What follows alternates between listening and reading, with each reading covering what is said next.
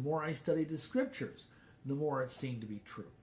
And again, I'm going to take the word of Yahweh over the word of Neil deGrasse Tyson or all these other monkey men scientists that are dumb enough to believe they came from monkeys. Why should we trust them about the nature of the cosmos?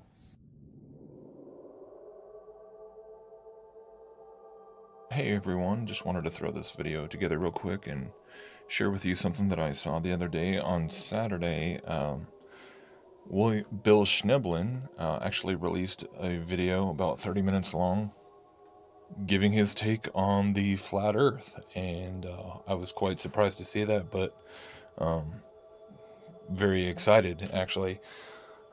It's a pretty big deal in my opinion, and so I'll leave a link below and you can go check that out. It's definitely worth watching. In about 30 minutes he really just kind of encapsulates the whole thing. Not really saying anything new, but he referred to Skiba a few times and really gives him, some good shout outs, so that should be pretty encouraging to Rob, I would think too. But yeah, just goes through the whole thing, and first kind of focuses mainly on the scriptural side, and then mentions the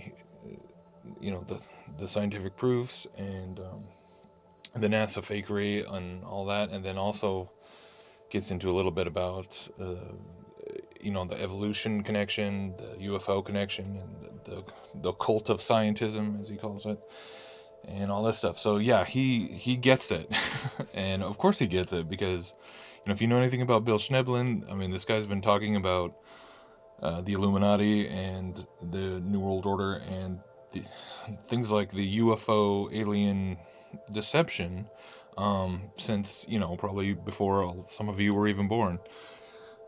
So yeah, it's pretty exciting from a lot of those standpoints, because he really does bring it back. Just even what he has to say about truth and about being willing to seek out a matter, this is really cool. So I'm hoping to maybe even reach out to him and I don't know, think about doing an interview or just talk to him and ask him a lot of questions that I have. Some of you might remember that, I don't know, however many months back it was, I actually put out a video called Flat Earth and the Invasion of the Space Gods, and I'm featuring a bunch of clips from a talk that he gave at this UFO conference many years ago, and where he's talking about Aleister Crowley and H.P. Lovecraft, and the connections between science fiction and the occult and all that. And so what a of course at that time I had no idea that whether he was gonna ever really even look at the flat earth, but apparently he has been. It sounds like he's been looking into it for a little while and kind of just really taking a serious look. And I want to be completely fair and not misrepresent him. He's not calling himself a flat earther or whatever at this point. And I think, he's still looking at it, but he's, like I said, that's totally fair, because he's just, wanting to be careful and not just jump into anything. And I think most of us, that's, how we were for a long time too. I don't know, at one point I just finally kind of said, okay, I'm about as convinced as you can get. You still have questions all the time, but he's basically at that point where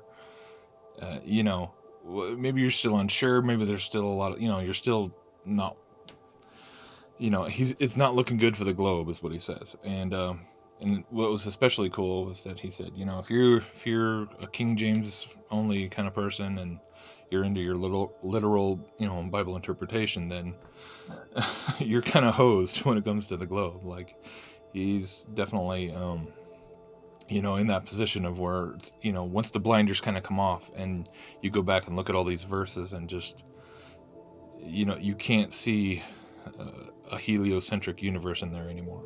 So very cool stuff. And what's also interesting is that when I was making that first video, the Invasion of the Space Gods, and including the clips that I did, there was also another segment that I was really wanting to include, but I kind of didn't have time to do it at period, so it didn't make the cut. But now that he's come out and said all that he's going to say, now there's nothing to hold me back. So this is another one of those things that, okay, when I was first looking into the flat earth and this whole idea of an enclosed cosmology and what are all the ramifications of spiritual dimensions and outer space, and what's really going on, and what are they really hiding, what are they really coding, and all the stuff that I've talked about in many videos. One of the things I started even thinking about early on was this thing that he shares about in his testimony and in various talks, but specifically about this experience that he had where he was in some sort of spiritual state, and when he was into the deep occult and went to this place called the Cathedral of Pain, which he basically was sucked up into space and taken to one of the moons of Saturn. And it sounds pretty crazy, but so I found that here's a clip where he's talking about that, but then there's also before that several different things that so just listen to this, because it's crazy how, listen to this through the lens of an enclosed biblical cosmology, right? And the idea of quote unquote outer space being possibly way more having to do with the spiritual realms and the demonic realm, possibly, at least certain elements of it having to do with the demonic realm and so on. So just check this out, and I think you'll be as amazed as I was. So here you go. The key thing that he taught me was how to open up portals to Sirius B and thence to Universe B. Let me explain what that means. You've probably heard, I think you heard, in fact, Michael talk earlier about the star system, the star Sirius. Sirius is a red giant star that's the most prominent star in the heavens, and it's in the Canis Minor constellation. It's called the Dog Star. And in fact, it's interesting, there's a line in Crowley's Book of the Law, is God to live in a dog? Because God and dog, God backwards is dog. Anyway, there's this strange tribe in Africa that for hundreds of years, part of it, they worship the star god Sirius. And interesting enough, one of the names of Sirius, which is the evilest star in the Egyptian pantheon, is the Eastern Star. So the next time you see those Order of the Eastern Star, nice little temples and everything, with their upside down satanic pentagrams as their logo, think of that. Anyway, this tribe claimed that there was a dark twin to Sirius, even though they had no telescopes, they had no nothing. And they only found out after they got radio telescopes that Sirius does have a dark twin, and it's Sirius B. And magicians understand that by invoking Sirius B, they can go into other dimensions and other universes and conquer those universes, use the power from those universes to fuel their own magical power. That's part of satanic theology. Next slide. You do this through what is called the tunnels of Typhon. And Typhon is an Egyptian destroyer god. Through the use of voodoo. See, a lot of people think voodoo is this very primitive, we looked at it very kind of, I hate to say it, in a racist way, kind of condescendingly. It's actually an extremely sophisticated magical system. And you notice this word here, Qliphoth. Qliphoth is the Hebrew word for shell or harlot. And this is the backside of the Kabbalistic tree of life. And it's the evilest part of all Jewish mysticism. And naturally, dummy me, I was invoking it. You travel through these tunnels of Typhon into other dimensions through non-Euclidean geometry, and we used applied evil and terror as energy constructs. I was taught how to perform masses to star gods and crystalline intelligences from other galaxies in order to gain more and more power. See, this is like a weird blend of Satanism and science fiction. And I guess that's what I want you to get off of this. Next slide. The other thing we did is he taught me in voodoo there is a thing called the Loi. These are like the great old ones of voodoo from an African perspective. And you see here this very strange, this is what's called a veve. And if you've ever looked at documentaries about Haiti and voodoo, they draw these either on buildings or they draw them with flour on the ground. They're extremely elaborate, and they're used, this is like the veve of Damballa, who's one of their main deities. Next slide. Now, isn't this interesting? This is they call this Grand Bois des Îles, which means the great forest under the sea. And I learned from this guy that this is Cthulhu. This is their icon of Cthulhu. And notice how much it looks like an alien, a gray alien. Next slide. Now, this is my last autobiographical experience. Well, not quite. This was very illuminating. And I'll leave it to you whether this is actually something that happened in as an alien abduction or was a satanic ritual. I was home alone in my parents' house. My wife didn't come with me. I was visiting them. I was asleep in my bed. All of a sudden, I was carried out of my bed, thought I was dreaming. A lot of UFO abductees think that. I was carried up through the roof into outer space. I went through hundreds and hundreds of thousands of miles of space out to one of the moons of Saturn. When I got to the moon of Saturn, I was placed down there, and there was this man who was one of my mentors in real life, an illuminous mentor, and he said, "Welcome to the Cathedral of Pain." I wasn't sure I liked the sound of that.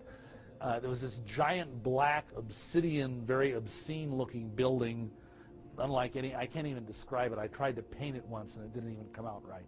I was led into this. Inside of this cathedral, the walls, instead of like stained glass like you might see in a normal cathedral, there were these like giant aquariums. And this ghostly blue light from these aquariums illuminated the cathedral. And floating in these giant tanks were hundreds of mutilated naked human bodies. Hundreds of them. Children, adults, men, women, didn't matter. And I was led up to this altar, and I was made to be strapped down on this altar. And all these people came out in black robes, and they were chanting in French, blasphemous things. Don't ask me why French, but they were.